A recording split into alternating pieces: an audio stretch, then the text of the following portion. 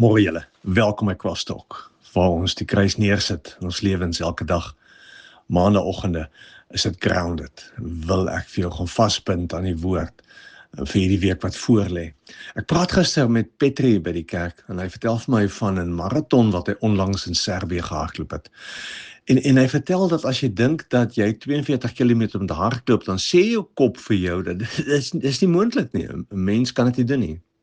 En tog, as jy hardloop, dan is daar 'n punt waar jou liggaam eenvoudig oorneem.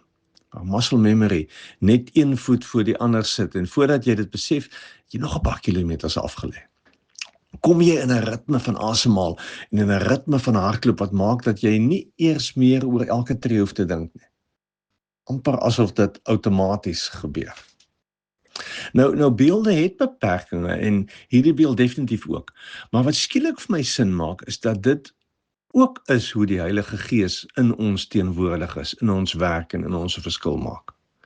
Ons probeer in ons koppe uitwerk hoe die Gees is en wat die Gees doen en hoe ek meer van die Gees kan kry. Of soos ons gister in Londen gesê het en hopelik in Maidstone hierdie Sondag wat kom, ons uitdaging is om ruimte vir God in ons lewens te maak.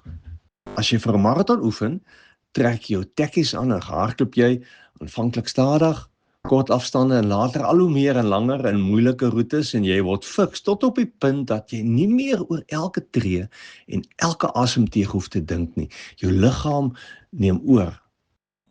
En dit verduidelik vir my baie mooi iets van hoe die Heilige Gees werk. Petrus sê in Handelinge 2, die Heilige Gees word uitgestort op alle mense. Eintlik het die profeet Joël dit al 500 jaar voor Christus sy geboorte geprofeteer. Daar kom 'n punt in ons lewens waar die Heilige Gees oorneem. Maar ons is nie magtelose toeskouers of marionette nie. Petrus se challenge was in Handelinge 2, maak ruimte in jou hart.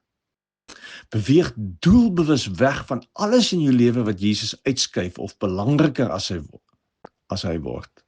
Die woord wat ons daarvoor gebruik is bekeer. Maar moenie bang wees om 'n nuwe blaadjie om te slaan nie. En vat God se vergifnis en jy sal ontdek hoe die Heilige Gees in daardie ruimte inbeweeg en jou lewe oorneem.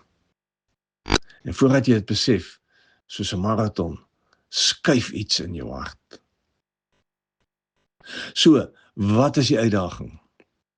Maak ruimte in jou hart vir die Heilige Gees.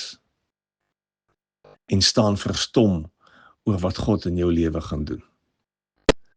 Want die Heilige Gees wil ons verder vat as waar ons nou is. Lekker week. Mooi loop.